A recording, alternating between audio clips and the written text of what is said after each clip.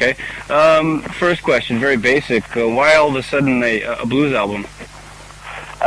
Well, it's something I've wanted to do for a long time, to be honest. And when I started playing guitar, I was very influenced by the British blues boom of the late '60s, the Eric Clapton, Peter Green school of guitar playing.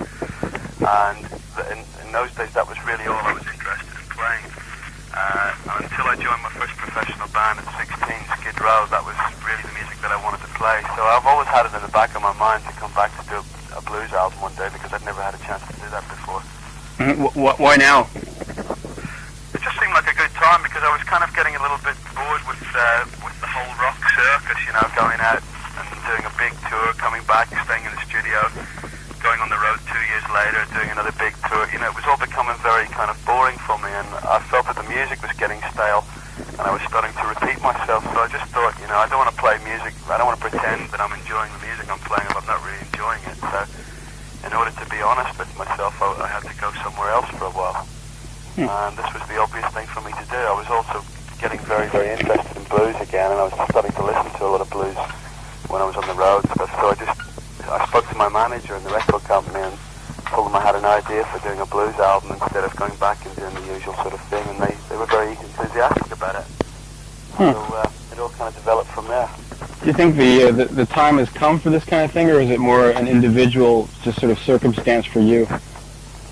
Well, I don't really know if the time's come for it, but the time's come for me to do it, and you know, it just seemed like a good idea at the time. What can I say? I can't really recall any of your earlier solo albums there being that much bluesy material. I seem to, on the first solo album, I believe the last song was sort of a bluesy kind of shuffle, but other than that, nothing really comes to mind. Well, there's a few tracks here and there. If you listen, like The Loner is a blues-influenced song. It's an instrumental, and it's over a blues feel. That's got a lot of bluesy playing on it. Parisian Walkways is blues-influenced. Empty Rooms is blues-influenced. A song called Cold Hearted from Corridors of Power is very blues-influenced also. So, I mean, over the years, there's 3 or 4 things right there, you know, that have got, you know, some kind of blues influence in them. But, I mean, largely, you wouldn't really notice it. There's so much else going on around that, you know, like all the heavy rock stuff, that they don't really stand out that much, I suppose, on the albums. But it's always been, in my playing, it's always been there, you know, like the kind of, the phrasing I use and the kind of choice of notes has always been blues influenced.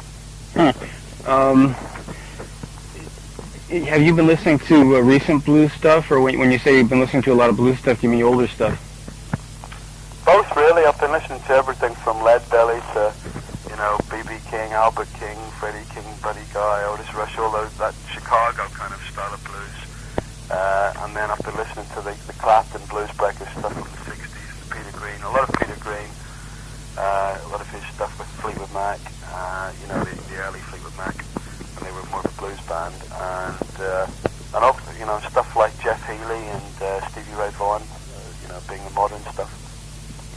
What do you think of the modern stuff?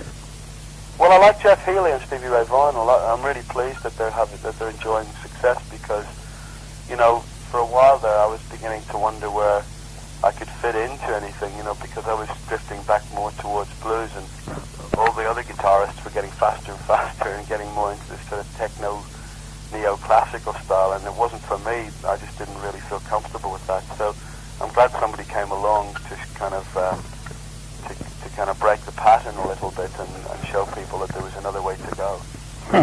In the information being distributed by the Japanese record company, it talks about you're commenting on a young band you saw in L.A. who apparently, I guess, you did an encore with or something when you went to see their show, and how their music was very devoid of feeling, heart. Which band are you talking about? I don't know what you're talking about.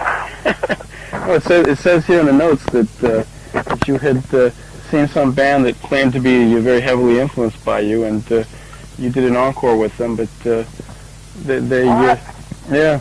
No, just don't even read that crap. That's just bullshit. Okay. Well, was there anyone, you know, I don't mean to beat a dead horse here, but was there any one sort of incident that kind of triggered the desire to do this blues album? You said it just sort of the time would come to do it, but was there any actual certain one incident? I don't think so, you know. I think on the last tour, like when we would do songs like Prison Walkways, there's a really long guitar solo at the end, and for some reason I felt myself sticking a few of the little sort of Albert King type phrases in here and there, and I'd never really done that before, and I thought it was just really nice to play. And it just started creeping in more and more to my playing as the tour went on, and I've got tapes of the tour, you know, where I'm not playing like that at the start of the tour, but I was definitely playing more like that at the end of the tour, so something was going on inside me telling me, you know, I was calling me back to playing the blues or something, I don't know, but it was a gradual change over that few months of the After the War tour. And by the end of that tour, I was really ready to go and do this record. I really wanted to get out and do a blues album. When you trace back the roots of a lot of the heavier stuff now, I mean, it goes back to kind of the blues rock of the 60s, you know, Fleetwood Macs and the Claptons and the, I guess also stuff like even Free, I think was very influential in that respect. That's right, yeah, because in fact they did like some Albert King stuff. They did The Hunter, you know, and stuff like that. Mm-hmm. That was one of Albert King's songs. And they were like a very blues-influenced band, and Paul Kossoff was a very bluesy player. Yeah, you know, all that stuff, I mean, it all kind of, the kind of, whatever you want to call it, the heavy metal guitar style or the hard rock guitar style, came from then. That's when it started. That's when it became, you know, the white man's kind of music. It was taken from the black guys, and then it became, you know, part of what white people were playing on guitar. Up until then, it was a black man's music, you know. No white guitarist would ever play like that. Mm-hmm. And I guess interestingly, the white man's form of it sort of took root and evolved in the UK. Absolutely, and then the white men took it back to America. Yeah. And sold it to the white audience who wouldn't listen to it till then because it was black music. So it was very ironic. I can remember interviewing you several years ago. We were talking about 5-6 years ago maybe, and I could recall you discussing your influences, and you said you were very heavily influenced by the blues, but you also noted that you hated the stuff that sounded like it was being played by blind guys in a chain gang with out-of-tune guitars. Have you since changed your tune? Thanks for reminding me of that. I was trying to figure out who had said that to. I was saying, I hope I don't meet that guy again when I'm doing the blues album. You know, because he's going to make me feel really bad now for saying that. So it was you, right? I'm assuming you changed your tune, or are you still against the blind guys in the chain gang? I'm not against anybody, really. I'm not against the blind guys or the chain gang. But no, what I really meant was, see, when I started listening to all that classic stuff, and I was reading interviews with these guys, and they were saying you should go back and listen to so and so and so, and then I'd try, but because it was kind of out of tune and it was too raw for me to listen to after hearing Clapton, you know, I couldn't take it. I couldn't stand all the kind of, you know, it was just too rough for me. Yeah. I could probably listen to that stuff a lot more now than I could then, because I've matured since then myself, and I think I could probably, you know, listen to that music now more for what it is and not worry about things like that, because, you know, maybe when I said that to you, I was so, you know, I was so much into being a perfectionist myself that I couldn't stand listening to music that was imperfect. But now, the way I've made this record, it's so imperfect anyway, I've kind of changed my ideas about a lot of that stuff, you know, and with blues, of course, you know, perfection is the enemy, really, of blues, because, you know, you've got to have a lot of character, you've got to have a lot of emotion there, you've got to leave those rough edges, you don't want to polish it up too much, otherwise it becomes something else. So really, I think I could listen to those guys. I mean, I listened to a bit of Leadbelly last year, and I quite enjoyed that. That didn't bother me so much, you know. So. Do you think that's a result of your having matured or mellowed or whatever? I don't think I'm particularly mellowed. I just think my attitude's kind of matured a bit, probably, you know. Well, I mean, you don't feel any change in yourself, though? I mean, we've always kind of envisioned you as the sort of the mean-looking guy with the guitar, and you always have sort of taken a very aggressive stand, especially when you're on stage. You kind of come off as I can't help the way I look, you know. That's the... I don't know if that has as much to do with the way you look as just sort of an attitude, you know. Well, I've always been a pretty intense player, and I still am, I think. You know, I don't think... you know, I think really, yeah, you change your attitude towards things as you get a bit older, but I think, you know, I can only hear the guitar in a certain way, you know, it's very hard. I think any player would tell you that, you know, you can't suddenly change the way you hear it. So whatever way I hear it inside myself is the way it's going to come out. Do you know what I mean? If I'm lucky, it'll come out sounding something close to that with that intensity. So if there's a lot of intensity going on there, then it's going to come across in the playing. And that's the way I've always tried to put a lot into my playing, I suppose, really, you know, so it comes out like that. You know, there's a lot of players like that. I mean, you know, not just guitarists, but people like Jack Bruce and that, you know, they have that same kind of intensity. When they play, they just go for it 200%, and that's always the way I've been, I suppose. Sometimes you try too hard, that's the problem. Sometimes you can overplay. Is this like a one-shot deal, or do you plan on semi-permanently joining the blues circuit, as it were? I don't know, you know, it's like, I really don't know what's going to happen, you know, I'm throwing this whole thing out in the open, and I'm taking a big risk with this record, and but all I can tell you is what I want to do right now. I don't know what I want to do after this. I never do. I really can't recall anybody recently just coming out with a blues album. Although there's something on the tip of my tongue, I can't quite recall. There was something, you know, in the last several years. I think somebody came out with something, but I really can't remember it having happened recently. Well, there's a lot of people that have dabbled in the blues recently. I mean, you know, apart from, you know, the obvious people like Stevie Ray Vaughan and Jeff Healey and Robert Cray and all that, you know, like Clapton's just did a big blues thing in England. He's got to do a blues album now. You know, Mark Knopfler's got a band together called the Notting Hill Billies, and they've got the roots somewhere in the blues, although it's more acoustic influence, you know, more country blues type of thing.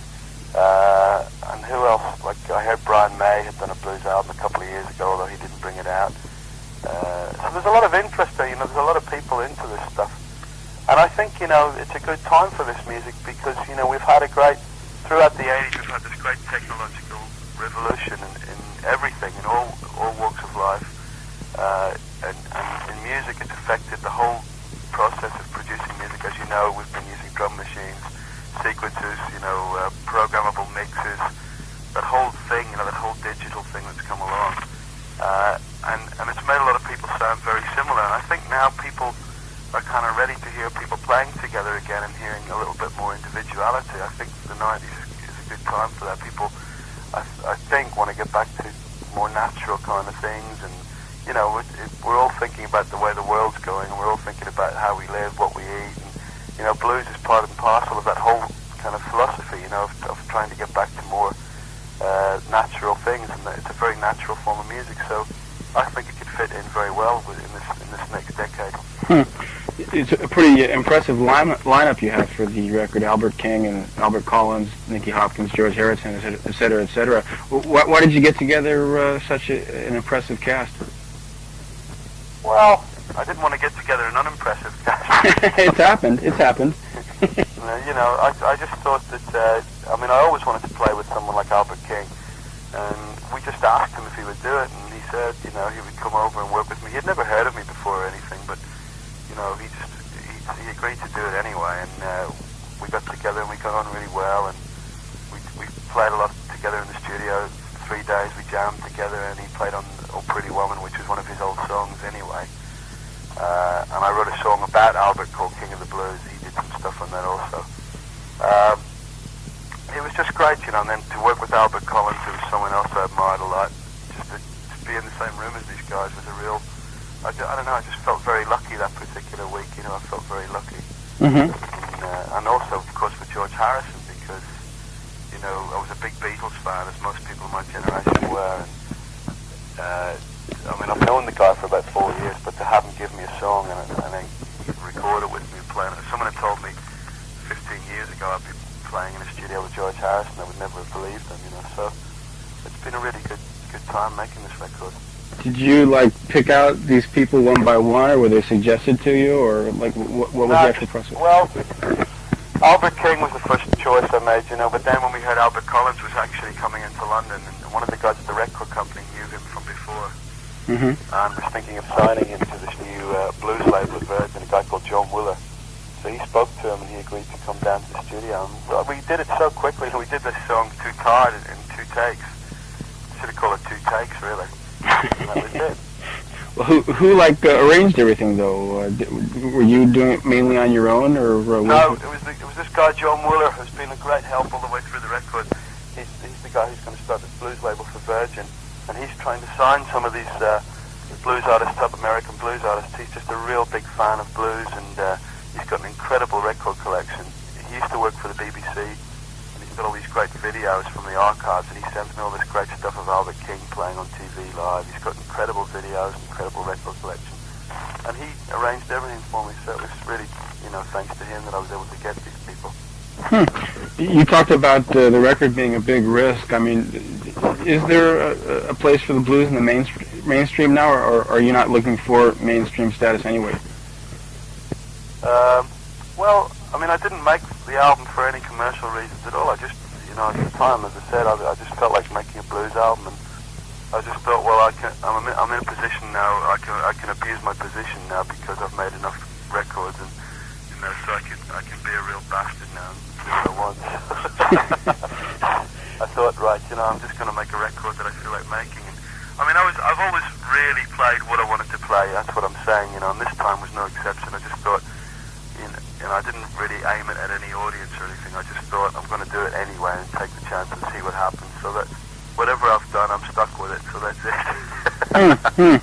You have always sort of gone your own way there, and as I recall, in an interview a couple years ago, you had rather harsh words for the band Kingdom Come, and I believe you even wrote a song condemning them. Lead Clones. Yeah, right, Lead Clones, exactly.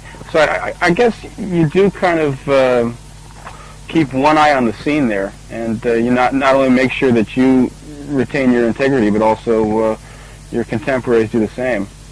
Is that a correct observation?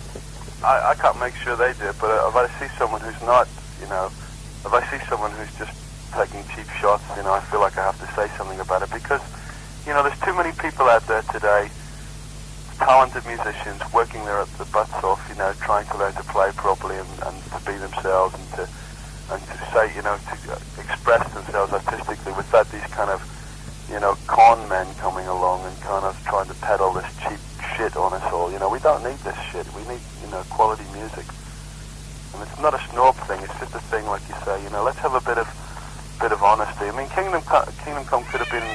They were a good band. It's just what they did. I hated. They could have just done their own stuff, and the guys in the band individually were good at what they were doing. But it's just to hear them go out and just do like a parody of Led Zeppelin. It was so pathetic. I'm just glad they broke up. Well, it seemed like they kind of caught hell, on the second album there, because it really didn't sell.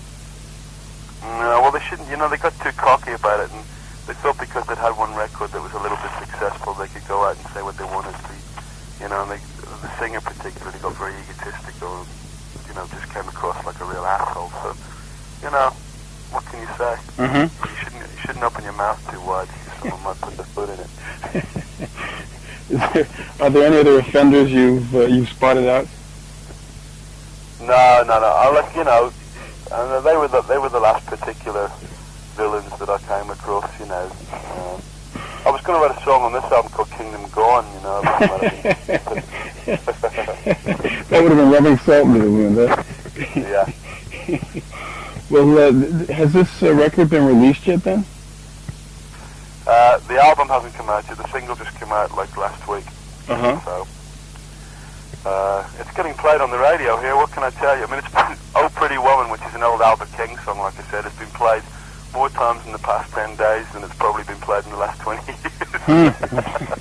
It's quite funny. We've got all these housewives over here listening to Albert King and me playing together on daytime radio, which is quite funny to think about. But you are garnering a certain degree of airplay already, then, huh? Yeah, they put us on the playlist already. Huh? Well, is that because of your existing status, or because they like the idea of the blues album? No, nothing to do with that. Radio 1, which is the station here, they don't play your records. You haven't got a chance, but they like it. What can I tell you? So they won't play anything if they don't like it on that station. They won't put it on the playlist, no matter who you are, because on the last album they didn't play After the War. They didn't put that on the playlist. They didn't put Ready for Love on the playlist. So what can I tell you? Doesn't matter what your name is. So the initial feedback has been positive. Yeah. Uh-huh. And as you said, I mean, obviously the primary reason for doing the album is just because you wanted to. But do you think that somewhere in the back of your mind you'd like to kind of change attitudes and revive the blues? Well, if I turn some people onto the blues through this record who before would have been very cynical about it, and maybe if it makes them go out and buy a few Albert King or Johnny Hooker records or something like that, or it just, you know, maybe gives them a different viewpoint on music, then, you know, that's enough. That's you know, you feel like you've achieved something. It's not, I didn't do the record to make money, that's for sure. I mean, this is the last thing I would expect to make money out of. Mm-hmm. With a cast like this, I mean, it'd be kind of hard to take it on the road there and perform the same thing, or do you have a tour planned with similar stars supporting you? Well, no, we wouldn't be able to take all the people on the road, but I mean, maybe for selected shows we could have a couple of special guests, like maybe the shows in London or something like that. But no, I mean, we couldn't take Albert King on the road all the time and stuff like that. That wouldn't be possible. But we'll see. Well, of course, recently you too, you know, went around the world with B.B. King. Yeah. So it's obviously not. We could afford to. Yeah, they took his whole band out, right? Right. Yeah. Yeah. I mean, that's an incredible thing to do. That's just great, you know. And like they turned a lot of people onto blues by doing that, because, you know, obviously they had a much different audience. But it was great, and they did that video with B.B. King, and that's great as well. But the funny thing was, after I'd done the Pretty Woman video with Albert King, someone, I think Neil Murray, said to me, he says, you know, you're going to get compared to U2, and I'd really never, it hadn't even dawned on me for a moment, but I could see people thinking that now. Except that the song I didn't write, you know, it wasn't like it was one of my original songs he was guesting, it's one of his songs really that I'm guesting on. There's a different approach there, but I know what he meant. God, it was quite, you know, I thought about it afterwards and I thought, well, I just hope they don't think that I'm trying to cash in on what U2 did or something. Also with me being from Ireland, you know, there's a lot of, you know, people could draw a lot of comparisons. Now that you mention it. Yeah, right, yeah, you can write it in the interview. So the live show... Don't tell anybody that again, that's the last time I mentioned that. You're getting nailed here. No, the live shows aren't going to be like Gary Moore and his blues review then. It's going to be like the usual live show, I take it, with just selected blues numbers from the most recent album. No, it's totally different. It's going out as Gary Moore with the Midnight Blues Band. Is that right? Yeah, and we're only playing blues. We're not playing any of the other stuff at all. So you're going the whole 9 yards with this thing.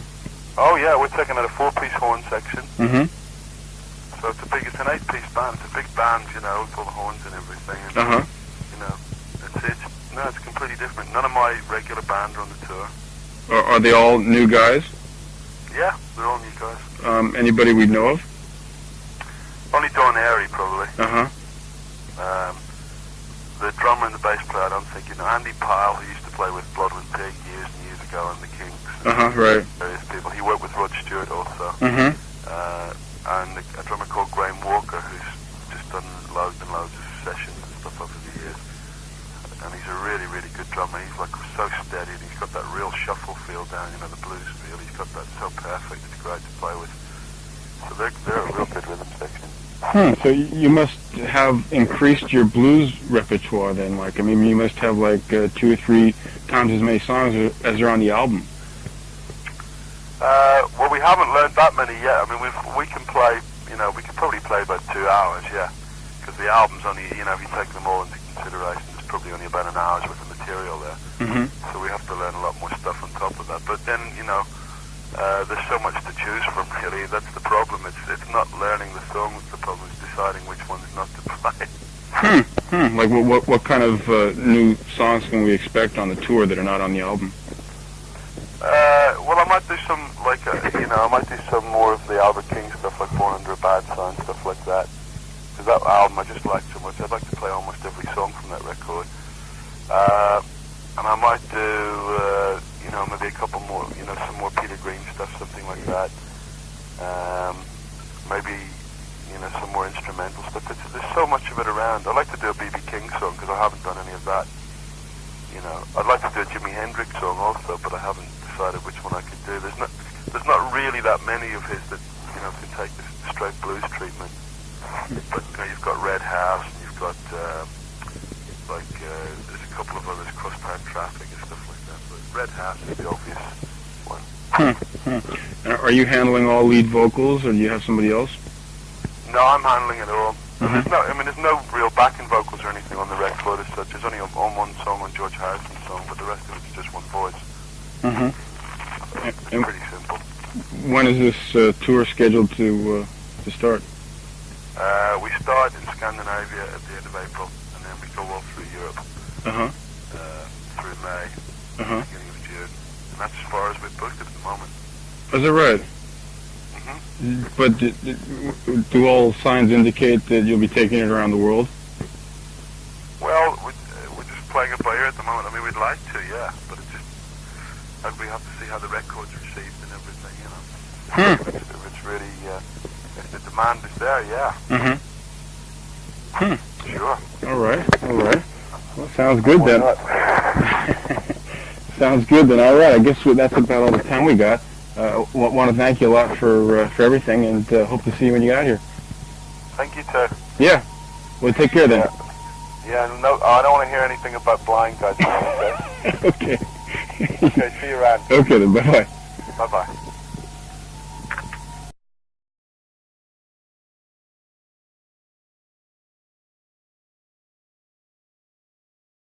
Loner is a blues influence song. It's an instrumental and it's over a blues feel. That's got a lot of bluesy playing on it. Parisian Walkways is blues influenced. Empty Rooms is blues influenced. A song called Cold Hearted from Corridors of Power is very blues influenced also. So, I mean, over the years, there's 3 or 4 things right there, that have got, some kind of blues influence in them. But, I mean, largely you wouldn't really notice it. There's so much else going on around that, like all the heavy rock stuff, that they don't really stand out that much, I suppose, on the albums. But it's always been, in my playing, it's always been there, like the kind of, the phrase. Okay. First question, very basic. Why all of a sudden a blues album? Well, it's something I've wanted to do for a long time, to be honest. And when I started playing guitar, I was very influenced by the British blues boom of the late '60s, the Eric Clapton, Peter Green school of guitar playing. And in those days, that was really all I was interested in playing. Until I joined my first professional band at 16, Skid Row, that was really the music that I wanted to play. So I've always had it in the back of my mind to come back to do a blues album one day, because I'd never had a chance to do that before. Why now? It just seemed like a good time, because I was kind of getting a little bit bored with sort of thing, and they were very enthusiastic about it. So it all kind of developed from there. Do you think the time has come for this kind of thing, or is it more an individual, just sort of circumstance for you? Well, I don't really know if the time's come for it, but the time's come for me to do it, and it just seemed like a good idea at the time. What can I say? I can't really recall any of your earlier solo albums there being that much bluesy material. I remember on the first solo album, I believe the last song was sort of a bluesy kind of shuffle, but other than that, nothing really comes to mind. Well, there's a few tracks here and there. If you listen, like the phrasing I use and this kind of choice of notes has always been blues influenced. Have you been listening to recent blues stuff, or when you say you've been listening to a lot of blues stuff, do you mean older stuff? Both, really. I've been listening to everything from Leadbelly to, B.B. King, Albert King, Freddie King, Buddy Guy, Otis Rush, all that Chicago kind of style of blues. And then I've been listening to the Clapton Blues Breakers stuff from the 60s, Peter Green, a lot of Peter Green, a lot of his stuff with Fleetwood Mac, the early Fleetwood Mac, when they were more of a blues band, and also, stuff like Jeff Healey and Stevie Ray Vaughan. With the whole rock circus, going out and doing a big tour, coming back, staying in the studio, going on the road 2 years later, doing another big tour, it was all becoming very kind of boring for me, and I felt that the music was getting stale, and I was starting to repeat myself, so I just thought, I don't want to play music, I don't want to pretend that I'm enjoying the music I'm playing if I'm not really enjoying it, so in order to be honest with myself, I had to go somewhere else for a while. And this was the obvious thing for me to do. I was also getting very, very interested in blues again, and I was starting to listen to a lot of blues when I was on the road and stuff. So I spoke to my manager in the record company and told them I had an idea for doing a blues album instead of going back and doing the usual